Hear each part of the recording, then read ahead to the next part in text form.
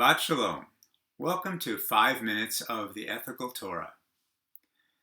At the beginning of this week's Torah portion, Terumah, God tells Moses to invite those Israelites who wish to do so to give him Terumah, a word usually translated as gifts.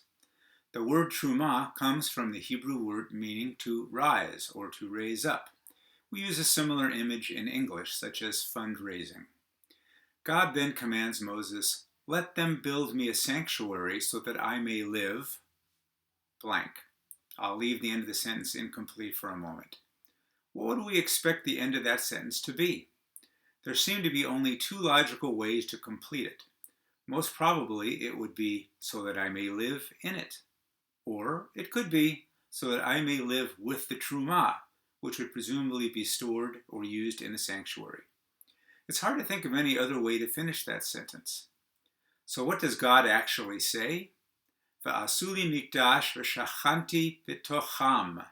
Let them make me a sanctuary that I may dwell, and the usual translation is among them. How are we to understand this? Why did God need the Israelites to give him gifts and to build a sanctuary so that he could live among them? God isn't a physical being who needs a physical structure. To solve this riddle, let's start with the word that precedes among them. That word is shachanti, which is understood as I will live or I will dwell. Three other familiar words with the same Hebrew root as shachanti are shachen, neighbor, shchuna, neighborhood, and shechina, divine presence. So rather than I will dwell among you, I'll translate shachanti b'tocham as a variation of Fred Rogers' request, "Please won't you be my neighbor?" I think God is saying, give me gifts, build a sanctuary, and I will be your neighbor. We still don't know, though, why the bringing of gifts would be the necessary condition for the divine presence. Rabbi Jonathan Sachs points out that until this moment, the Israelites had been the recipient of God's miracles and deliverances. He had taken them from slavery to freedom and performed miracles for them. There was only one thing God had not yet done, namely given the Israelites the chance to give something back.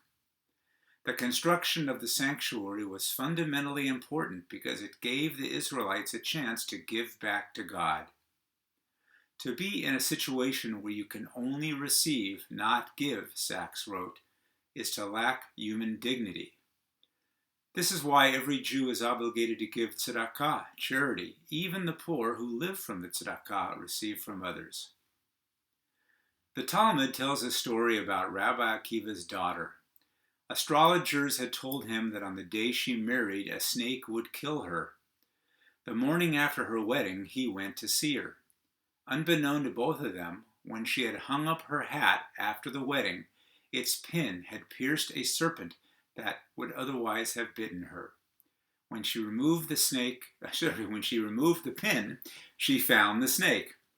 Rabbi Akiva wanted to know what his daughter had done that merited this divine intervention. She answered, "A poor man came to the door yesterday. Everyone was so busy with the wedding preparations that they did not have time to deal with him. So I took the portion that had been intended for me and gave it to him." It was this act of generosity, her Terumah, that was the cause of her miraculous deliverance. The word b'tocham, translated as among them, can also literally mean within them. Rabbi Meir Leibush, known as the Malbim, commented that each person is to build a tabernacle in his or her own heart for God to dwell in. The Torah wants us to see that the way we do this inner construction work is by perfecting our spontaneous generosity. Musar master Alan Marinis wrote that because we live in a money-centric culture, we tend to think of generosity only as a question of reaching into our wallets. But as with all soul traits, he says, generosity is a quality of the soul, and so it can find expression in many ways. We can be generous with money and also with our time, our energy, and our possessions.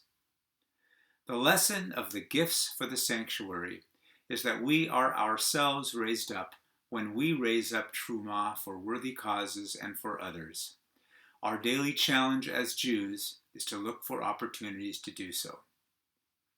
For this and more information on Jewish ethical topics, please visit TheEthicalTorah.com. Shabbat Shalom, and thanks for watching.